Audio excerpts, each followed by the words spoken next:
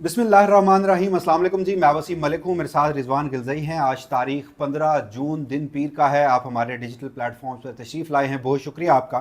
नाज़रीन, बात करते हैं ज़रा मुल्क की सियासी मंजरनामे की। और जब मुल्क की सियासत को डिस्कस करते हैं तो साबिक़ वज़ीर आज़म इमरान खान के बगैर वो नामुकम्मल होती है। पाकिस्तान तहरीक इंसाफ पर तोल रही है कि उनसे मुलाकात करवा दी जाए। कुछ यकीन दहानियाँ भी हुई थी और इसमें सबसे अहम नुकता केपीके के बजट के हवाले से है। पाकिस्तान तहरीक इंसाफ ये समझती है कि अगर मुलाकात ना करवाई गई तो फिर केपी हुकूमत जो है वो 3 साल का बजट पेश करेगी और इस सिलसिले में वफाक को खासा टफ टाइम, बल्कि 3 महीने का माजत के साथ बजट पेश करेगी और खासा टफ टाइम देगी। और फिर वो मामला के जो सूबों से कुछ पैसे लिए गए हैं दिफा की मद में, और उसमें खैबर पख्तूनख्वा 110 अरब रुपये वफाक को सरेंडर कर चुका है, तो वो फैसला भी इमरान खान से मुलाकात से मशरूत किया गया था। तो ऐसे में आज इस्लामाबाद हाईकोर्ट में भी एक दरखास्त पर समात हुई है। उससे मुतालिक क्या खबर है और पख्तूनख्वा हुकूमत क्या सोच रही है, पाकिस्तान तहरीक इंसाफ में इस हवाले से क्या सोच पाई जा रही है। रिजवान गिलज़ई साहब से कुछ अहम तरीन इन्फॉर्मेशन जो है आज की इस वीडियो की सूरत में आपके सामने रखेंगे। दूसरा मुद्दा कश्मीर, अगेन बेचैनी है, सूरत हाल वहाँ पर ताहाल तशवीशनाक है, कोई रास्ता जो है वो नहीं निकल पा रहा और इस सारे मामले में सियासतदान जो हैं वो मुकम्मल तौर पर इर्रेलेवेंट कर दिए गए हैं। तो वीडियो का बाकायदा आगाज़ करते हैं। रिजवान गिलज़ई साहब, मुझे एक सवाल का जवाब दीजिए। वैसे तो ये इन्फॉर्मेशन सामने आई, हमने जो 2 रोज़ कबल रिपोर्ट किया था कि साबिक़ वज़ीर आज़म इमरान खान को अडयाला जेल के बाहर अगर ले आया गया है तो फिर कहाँ पहुँचा है, वो आपने एक्सक्लूसिव इन्फॉर्मेशन रखी थी। अब खबर सामने आई कि गुज़श्ता रात उन्हें पिम्स अस्पताल मुंतकिल किया गया और रात 1 बजे से सुबह 4:30 बजे तक उनका इलाज हुआ है।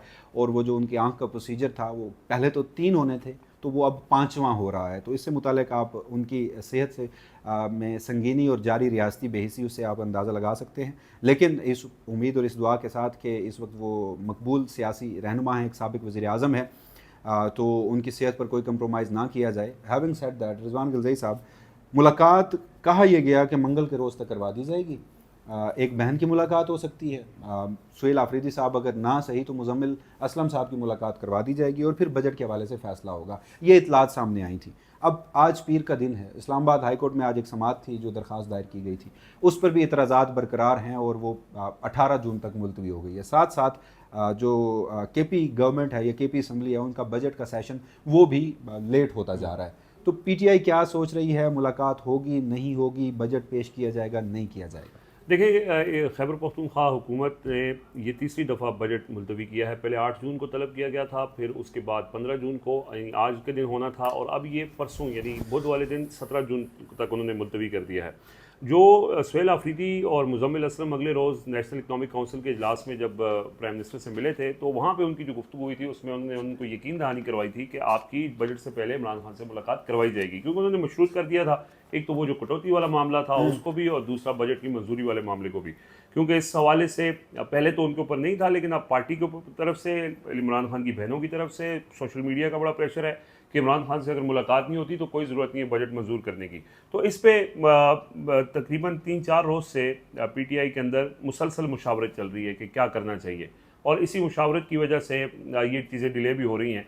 तो उसमें ये यकीन दहानी उस वक्त करवाई गई थी कि मंगल, ये जो कल आने वाला मंगल है, इस पे इमरान खान की बहनों में से किसी एक की इमरान खान से मुलाकात हो जाएगी, या उसके अलावा अगर उनसे नहीं होती तो एटलीस्ट मुजम्मिल असलम से हो जाए, सुहेल आफरीदी से अगर नहीं मिलवाना चाहते क्योंकि वो एक टेक्निकल आदमी है, और इमरान खान से एक वो गाइडलाइन ले लें और उसके बाद जो भी फैसला हो वो करें।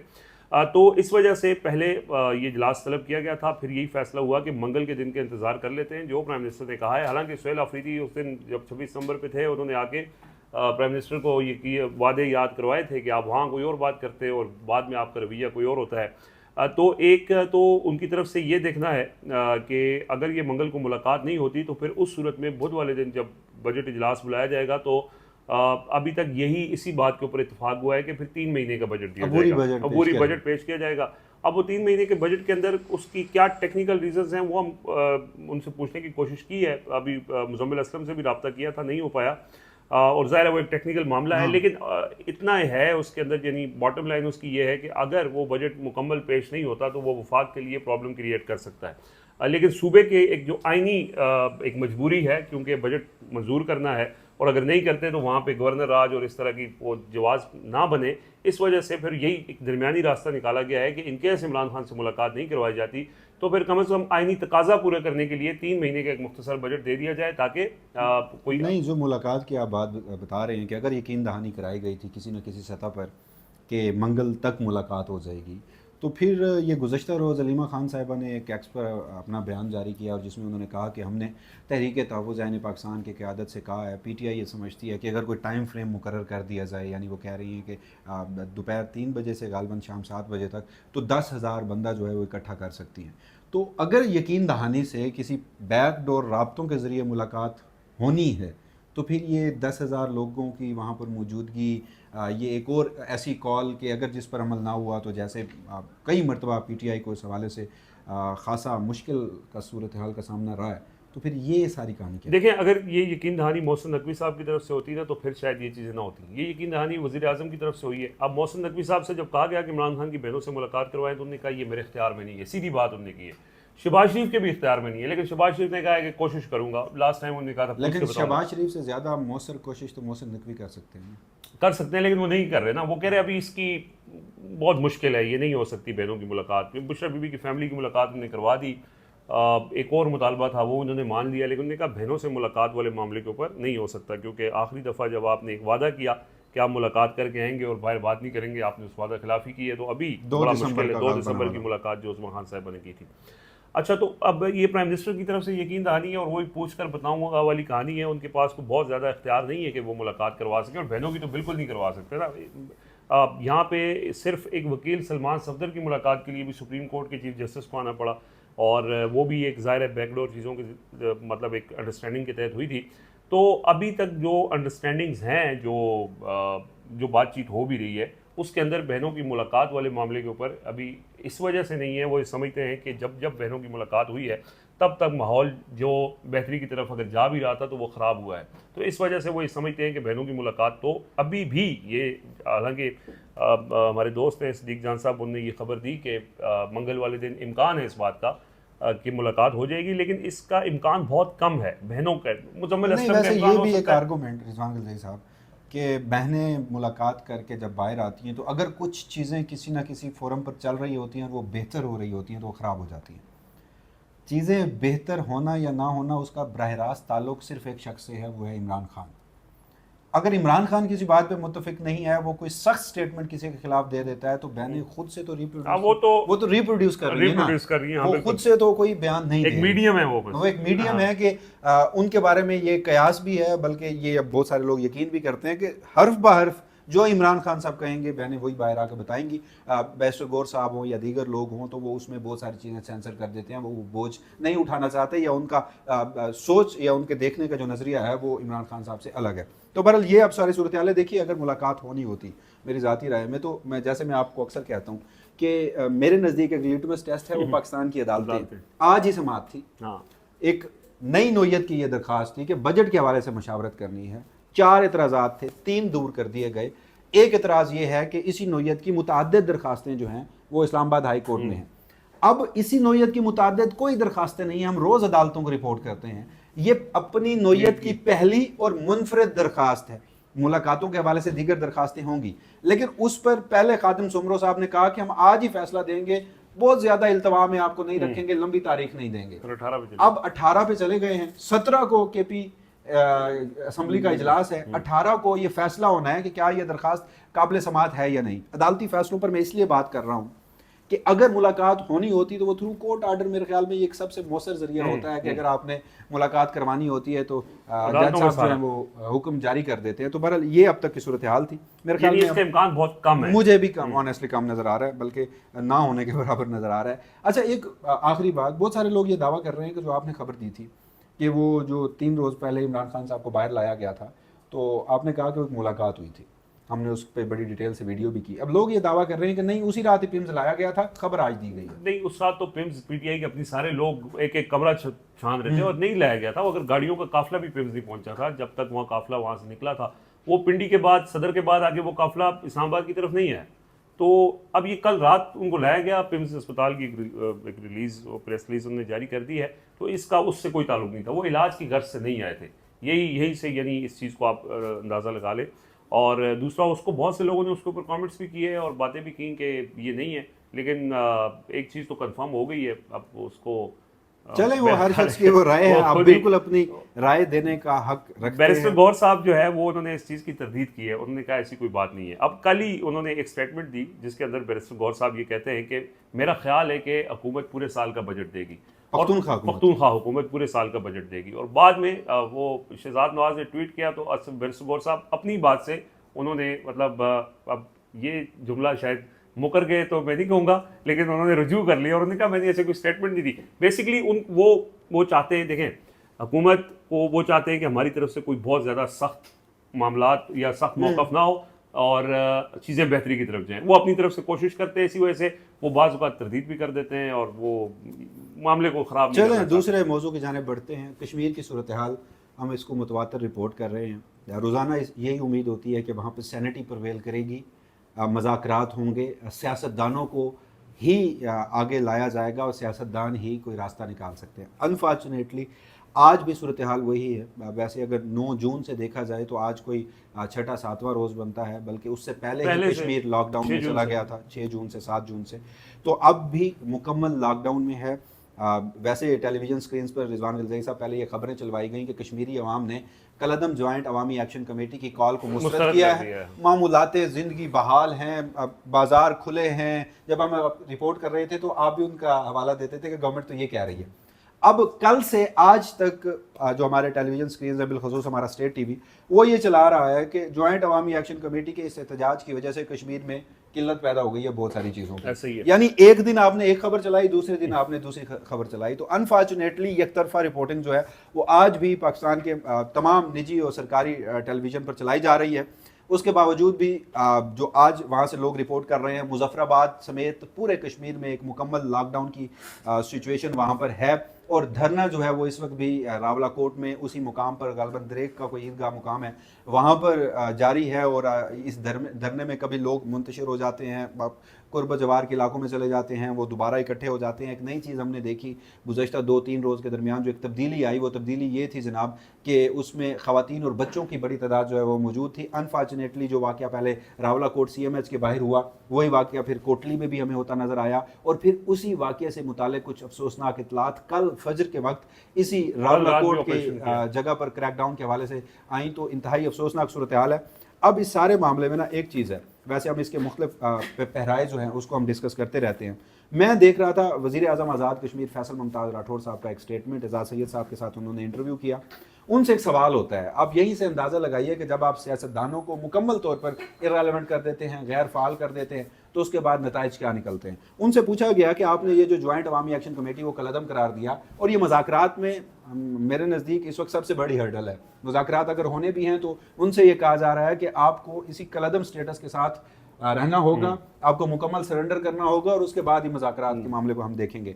तो उनसे ये सवाल हुआ कि कलअदम करने का फैसला किसने किया, वो शवाहिद कहाँ थे। अब ये वज़ीर आज़म आज़ाद कश्मीर जो है ये चीफ एग्जीक्यूटिव है स्टेट के, ये रियासत के सबसे बड़े आईनी ओहदेदार हैं। वो कहते हैं कि जिन्हें शवाहिद मिले उन्होंने कलअदम कर दिया, हमने इन्हें कबूल किया। फिर उनसे सवाल होता है, सीधी बात की, फिर वो कहते हैं कि रियासत के मुकाबले में अगर आप दूसरी रियासत खड़ी करेंगे तो ऐसा नहीं हो सकता। एजाज सैयद साहब ने दोबारा सवाल पूछा कि नहीं रुक जाए, ये शवाहिद किन्हें मिले थे। तो वो कहते हैं कि शवाहिद थे जिनके पास थे, अच्छा चले मैं क्या देता हूँ, रियासत के पास थे। रियासत ने फैसला किया ये कौमी सलामती का मामला है, और जब कौमी सलामती का मामला होता है तो चाहे वो वज़ीर आज़म आज़ाद कश्मीर हो या वज़ीर आज़म शहबाज शरीफ हो, सबको मानना पड़ता है। ये कौमी सलामती कैसी एक इलास्टिक टर्म बना दी गई है कि जहां आपके अनफॉर्चुनेटली सियासी मफादात हों, आपके दीगर मामलात हों, वहां पर आप जोड़ देते हैं। ये आर्गुमेंट खत्म हो जाएगा। फिर मुझे एक और सवाल का जवाब दें। आप कहते हैं कि वो जॉइंट अवामी एक्शन कमेटी जो कलअदम है वो सियासत में आए, वो सियासत में आकर ये रिफॉर्म्स करे और अपने मुतालबात पूरे करे। वो सियासत में क्यों नहीं आते, असम्बलियों में क्यों नहीं आते। एक मुंतखब वज़ीर आज़म वो कह रहा है कि बस किसी ने फैसला कर लिया और हमने कबूल कर लिया। तो फिर आप ये सब होते हुए उनको कैसे कह सकते हैं कि वो मेन स्ट्रीम पॉलिटिक्स में आए और अपने मुतालबात के हवाले से माने। देखिए कलअदम जॉइंट अवामी एक्शन कमेटी, मेरा अब इस हवाले से मौक़िफ़ एक और भी है। स्टेट का तो जो मौक़िफ़ है, आपने उन्हें इंडियन एजेंट भी कहा, कश्मीरियों को आपने प्रोफाइलिंग में डाल दिया। पहले ये मामला बलूचिस्तान और पख्तूनख्वा की हद तक था, अब आपने वो कश्मीर को भी उसमें शामिल कर दिया अनफॉर्चुनेटली। उस सारे मामले में एक मेरा मौक़िफ़ है कि जॉइंट अवामी एक्शन कमेटी, आपको पहले भी पता था रिजवान गिलज़ई साहब के हमारे साथ पिछली दफा भी यूज ऑफ फोर्स हुआ है, इस बार भी होगा। आपका कोई प्लान ऑफ एक्शन तो होना चाहिए था ना, कोई प्लान ऑफ एक्शन को बी प्लान होना चाहिए था। अब आप रावलाकोट आकर रुके हैं, आप सरेंडर भी नहीं कर रहे, हम आगे भी नहीं बढ़ रहे। अगेन बहुत सारे लोग ये समझेंगे कि विक्टिम ब्लेमिंग है, उनके ऊपर मुश्किल वक्त है, गद्दारी के मुकदमात हैं, पूरी स्टेट मशीनरी, जी हाँ, पूरी स्टेट मशीनरी जो है वो आपके पीछे है, फेयर इनफ। लेकिन आप रहनुमा हैं, आप ये 22 जो कोर मेंबरान हैं, आपकी कॉल पे आपकी कश्मीरी अवाम आपके पीछे खड़ी है, तो आपके पास कोई प्लान ऑफ एक्शन होना चाहिए था। जो लीडर होते हैं वो कोई रास्ता निकालते हैं। अब कश्मीर के लोग रावलाकोट में इस वक्त मौजूद हैं, लेकिन आगे क्या करना है, पीछे क्यों हटना है, अब वो नहीं है। कुछ रहनुमा उमर नज़ीर कश्मीरी और दीगर लोग वो चाहे उस मुकाम पे आए, लेकिन अभी ये सूरत हाल नहीं। वो रियासत की एक पॉलिसी ये भी होती है ना कि मुख्तलिफ तरीके होते हैं ना हैंडल करने के, वो डिवाइड एंड रूल वाली बात भी होती है। उन्होंने वहाँ पे बहुत सारी चीज़ें, अब उनके अंदर भी एक डिवीजन क्रिएट करने की कोशिश कर ली है कि लीडरशिप नहीं है, लोग बाहर हैं, वो खुद लीडरशिप छुपी हुई है और लोग जो है वो गोलियों का सामना कर रहे हैं। फिर रियासत भी ये चाह रही है कि थोड़ा टाइम, जैसे जैसे टाइम गुजरता है ना, आहिस्ता आहिस्ता वो जो जज्बा है वो कम हो जाता है। लेकिन एक चीज़ तो वैसे क्लियर है कि ये तो रावलाकोट में लोग बैठे हुए हैं, वो मार्च वहीं पे रुका हुआ है, लेकिन हुकूमत खुद अब इस बात को तस्लीम कर चुकी है कि पूरे आज़ाद कश्मीर रियासत के अंदर पिछले जब से ये मामला शुरू हुए हैं, ये लॉकडाउन शुरू हुआ है, उसके बाद से वहाँ पे कोई एक दुकान भी नहीं खुली है। सर इंटरनेट बंद है, इंटरनेट बंद है। सर्विस मैं अपने गांव में था पिछले 2 दिनों में, और वो हमारा गांव बिल्कुल कश्मीर बॉर्डर के ऊपर है, तो मुजफ्फराबाद के बिल्कुल करीब है। मुजफ्फराबाद में अगर उन्होंने पानी की बोतल भी लेनी, कबाब बड़े मजे के हैं। हाँ, वो मुजफ्फराबाद वालों को वो भी बहुत पसंद है, और वहाँ पानी की बोतल लेने के लिए भी उनको बॉर्डर क्रॉस करके पाकिस्तान के दूध में आके, और वहाँ से हमारा एक छोटा सा टाउन है, वहाँ से उनको ये खरीदारी करनी पड़ती है। हमारे इलाके में पेट्रोल स्टेशन सर बंद है सब, एवरीथिंग सर। पब्लिक ट्रांसपोर्ट, पानी की बोतल भी जी हाँ, उनको लेने के लिए यहाँ पे आना पड़ता है। जो फार्मेसीज हैं वो भी बंद हैं, तो इंतहाई अनफॉर्चुनेट सिचुएशन है। लेकिन इस वक्त सिर्फ तमाशा देखा जा रहा है, ताकत का एक नंगा नाच है अनफॉर्चुनेटली। और फिर आज मौलाना फजल रहमान ने भी इस हवाले से पार्लियामान में गुफ्तगू की। उन्होंने कहा, मुतालबा भी किया, वो कहते हैं कि हमने हमेशा कहा कि जो भारत है वो कश्मीरियों पर जुल्म कर रहा है, लेकिन आज वही कुछ पाकिस्तान में दोहराया जा रहा है। आखिर कब तक आप रॉ के एजेंट या फितनउल हिंदुस्तान के लफ्ज़ पर गुजारा करेंगे? तो अगेन सिचुएशन वही है, सैनिटी परवेल नहीं हो रही, मुज़ाकरात नहीं हो रहे। मुतालबा रियासत का ये है कि ना तो जॉइंट अवामी एक्शन कमेटी के कोर मेंबरान से मुतालबा हो, मुज़ाकरात होंगे, और जब तक आप एब्सोल्यूट सरेंडर नहीं करते तो आपसे बातचीत नहीं होगी। तो एक डेडलॉक, एक तातुल की सूरत हाल इस वक्त। आज मौलाना साहब ने एक और मुतालबा भी किया है असम्बली इजलास में, आपने सुना है? उनकी तकरीर का ये हिस्सा तो मैंने सुना, लेकिन अच्छा, उन्होंने कहा कि जी मैं एक बार फिर ये कह रहा हूँ कि इमरान खान को रिहा किया जाए, और एक पॉपुलर लीडर है, उसको सियासत करने का हक़ है, और इस वक्त उनको कैद में रखने की वजह से मुल्क में जो हैजान की कैफियत है वो उन्होंने तस्लीम किया। और फिर उन्होंने ये भी कहा कि मुझे ये लोग कहते हैं कि तुम तो इमरान खान के बड़े मुखालिफ थे, आज तुम उसकी रिहाई के मुतालबे क्यों कर रहे हो? तो कहते हैं कि मेरा मुखालिफ हाथ पांव बंधा जेल में हो और मैं उसके खिलाफ बात करूं, ये कैसे हो सकता है? लेकिन मौलाना फजल रहमान तो उसी हाथ जिसके बंधे हैं, पांव बंधे हैं सर, वो उसका जो मैंडेट था, उसमें जो रिजर्व सीट्स थी वो मौलाना साहब ने खुलकर नहीं, वो कहते हम ना लेते, कोई और ले लेता। और सर आप ना लेते ना, असूल होता है ना। सेनेटर कामरान मुर्तजा, मुझे याद है कमरा अदालत में उन्होंने कहा सर हम लेंगे। हजरत सियासत में कोई असूल नहीं होते। तो फिर ये भी असूल ना हो कि आपका मुखालिफ, अगर आपने इसी हाइब्रिड निजाम यार इमरान खान की रिहाई का मुतालबा कर रहे हैं वो, देखिए मतलब आप सर जहां अमली तौर पर आपने इस हाइब्रिड सिस्टम को सर्व करना था ना, वो था 26वीं आईनी तरमीम। हाँ, वो कहते हैं उसके बाद अब इस आज उन्होंने जिक्र किया, उन्होंने कहा आपने इतना गलत किया कि जो चीजें 26वीं तरमीम से हमने निकलवाई, आपने 27वीं में दोबारा डाल ली, अब आप 28वीं लेके आ रहे हैं। कितने जीरक सियासतदान हैं।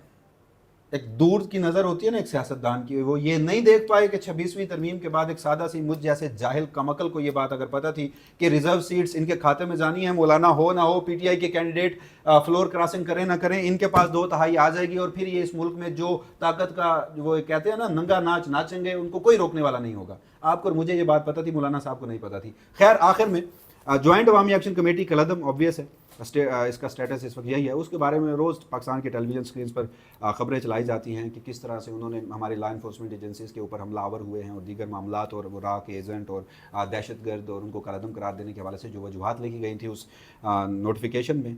तो पाकिस्तान की टेलीविज़न स्क्रीन पर तो ये बातें साबित नहीं हुआ करती, या किसी भी टेलीविज़न स्क्रीन या डिजिटल प्लेटफॉर्म्स पर अदालतें मौजूद हैं। अगर कोई उसमें मुलविस है तो कौमी सलामती हर पाकिस्तान का सबसे बुनियादी और पहला फ़र्ज़ है उसकी रखवाली। तो हम भी यही मुतालबा आर्टिकल करेंगे 5। कि अगर ये लोग वाकई मुलविस हैं तो शवाहिद जो है वो पाकिस्तान की अदालतों में, हजूर वो 26वीं और 27वीं तरमीम के बाद की आपकी अपनी अदालतें हैं वहाँ पर रखें, लाइव स्ट्रीम करें और कौम देखे। और अगर कश्मीरी अदालतों लोग में अब तो साफ़ी नहीं जा सकते। ओ सर लाइव स्ट्रीम कर देना, चलें, हमें तो आज निकाल दिया supreme court of Pakistan, Pakistan की सबसे बड़ी बाकायदा अदालत, निकाल दिया। बाकायदा बेदखल आप कर दिया। सुप्रीम कोर्ट बदलोगे। हाँ जी, अब वो आज सुने सारे बाहर रोड पे बैठे रहे। वैसे वो मुतासिर हुए हैं अडयाला जेल से, वो जो अदालत वहाँ पे लगती है ना, हाँ। तो उससे बड़े मुतासिर हुए हैं। उन्होंने कहा कि मैं सुप्रीम कोर्ट को अब वैसे चलाऊंगा। नहीं, लेकिन वहाँ भी तो साफ़ी जाते थे। सर वहाँ पे साफ़ी जाते थे लेकिन जिनको वो इजाज़त लिस्ट होती जाती थी, थी यहाँ नहीं से। जिनको इजाज़त होती थी, मोबाइल फ़ोन बाहर जमा होते थे, वो अपना मीडिया कार्ड वहाँ रखते थे, अपना आईडी कार्ड रखते थे, उनको एक विजिटर कार्ड अलाउ होता था और फिर वो अंदर जाते थे और वहाँ पर जिनको मर्जी से। यहाँ पे भी यही सूरत हाल है, आपने किसको नहीं जाने देना, ना जाने देना। आज आपको नहीं जाने मोबाइल दिया। फ़ोन सर नहीं जाने दिया गया। क्या हुआ था? बस उसके बाद वो कह रहे हैं जी कि वो ऑर्डर्स हैं और आपके पास अगर देखें जो खुद रोज़ यकीन दानियाँ होती हैं, कहा गया कि जिसके पास प्रेस क्लब का कार्ड होगा या जिसके पास पीआईडी का कार्ड होगा या चैनल का कार्ड होगा वो एंट्री होगी। आज जिनके पास प्रेस क्लब या पीआईडी का कार्ड नहीं थे ना, उनको नहीं वो जाने दिया। अदालत पर ही पुलिस तो- वाले हमें कह रहे हैं कि हम आपको जानते हैं, आप बरसों से यहाँ पर आ रहे हैं, लेकिन क्या करें, मजबूरी है। तो बहरहाल वो किस्सा कहीं और चला गया। तो आप पाकिस्तान की अदालतों में, आपकी अपनी अदालतों में लाइव स्ट्रीम कीजिए ताकि लोग इन दहशतगर्दों और इन रा के एजेंट्स को पहचानें और उसके बाद कश्मीर के जो लोग मासूम लोग इनके पीछे बाहर निकल कर अपने सिविल और पॉलिटिकल राइट्स की जो मूवमेंट है वो उनसे पीछे हट जाएं। आपका मसला है कि दिन में हल हो जाएगा। तो ये इंफॉर्मेशन थी। नई वीडियो के साथ आपकी खिदमत में हाजिर होंगे। इजाज़त दीजिएगा। अल्लाह निगहबान।